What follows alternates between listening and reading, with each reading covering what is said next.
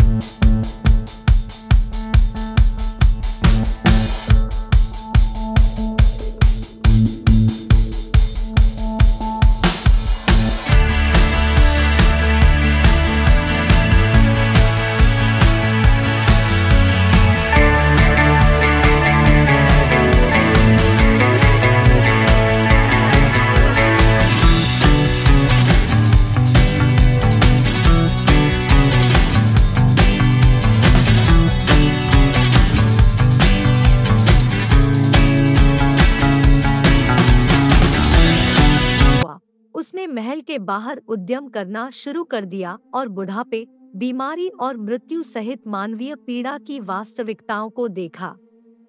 महान त्याग, जो कुछ उन्होंने देखा उससे बहुत प्रभावित होकर सिद्धार्थ ने अपने विशेषाधिकार के जीवन को त्यागने और दुख की प्रकृति को समझने और इसे समाप्त करने का रास्ता खोजने के लिए आध्यात्मिक खोज शुरू की। 29 साल की उम्र में उन्होंने अपनी पत्नी यशोधरा और अपने बेटे राहुल के साथ महल छोड़ दिया और एक तपस्वी बन गए और भटकने वाले भिक्षुकों के एक समूह में शामिल हो गए जो अत्यधिक आत्मपीड़ा का अभ्यास करते थे। मध्यम मार्ग और आत्मज्ञान, वर्षों की गहन तपस्या और ध्यान के बाद सिद्धार्थ को एहसास हुआ कि अत्यधिक आत्मत्याग से आत्मज्ञान नहीं मिलता। उन्होंने मध्यम मार्ग अपनाया जो अत्यधिक भोग और आत्मपीड़ा के बीच संतुलन रखता था। भारत के बोधगया में एक बोधि वृक्ष के नीचे बैठकर वह गहरे ध्यान में चले गए और मई में पूर्णिमा की रात को उन्हें 35 वर्ष की आयु में ज्ञान प्राप्त हुआ। इस गहन अनुभव के दौरान सिद्धार्थ को 4 आर्य सत्यों के बारे में जानकारी प्राप्त हुई। पहला, दुख का सच, दुक्खा। दूसरा, दुख के कारण का सत्य, जो आसक्ति और इच्छा, तन्हा है। तीसरा, दुख के अंत का सत्य, जो आसक्ति और इच्छा का अंत है। चौथी, दुख के अंत के मार्ग का सत्य, जिसे आर्य अष्टांगिक मार्ग के रूप में जाना जाता है। शिक्षाएं और प्रसार। अपने ज्ञानोदय के बाद सिद्धार्थ, जिन्हें अब बुद्ध, जिसका अर्थ है जागृत व्यक्ति, के नाम से जाना जाता है, ने दूसरों को अपनी अंतर्दृष्टि सिखाना शुरू किया। अगले 45 वर्षों तक उन्होंने भारत के विभिन्न क्षेत्रों की यात्रा की, अपनी शिक्षाएं साझा की और अनुयायियों को इकट्ठा किया। उनकी शिक्षाओं में करुणा, सचेतनता, नैतिक व्यवहार और सभी चीजों की अनित्य प्रकृति को समझने के महत्व पर जोर दिया गया।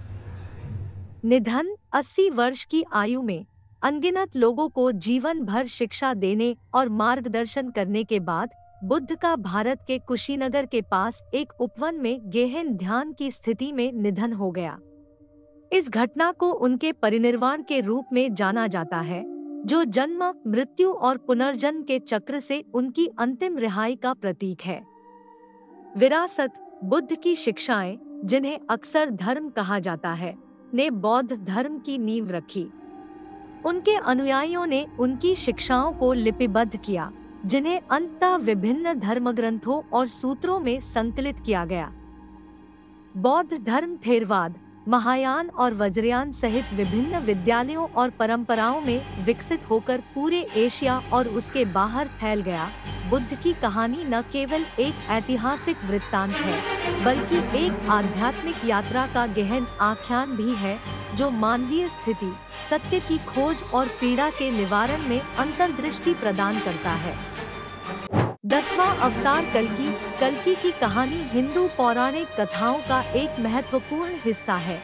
विशेष रूप से अवतार या भगवान विष्णु के दिव्य अवतारों की अवधारणा के संदर्भ में ऐसा माना जाता है कि कल्कि भगवान विष्णु का 10वां और अंतिम अवतार है, जो भविष्य में आना बाकी है।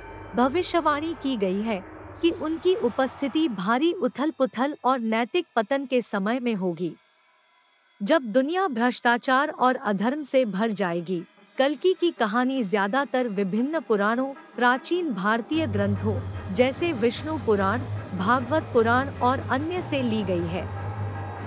हालांकि विशिष्टताएं भिन्न हो सकती हैं। सामान्य कथा इस प्रकार है। उम्मीद की जाती है कि कल्कि का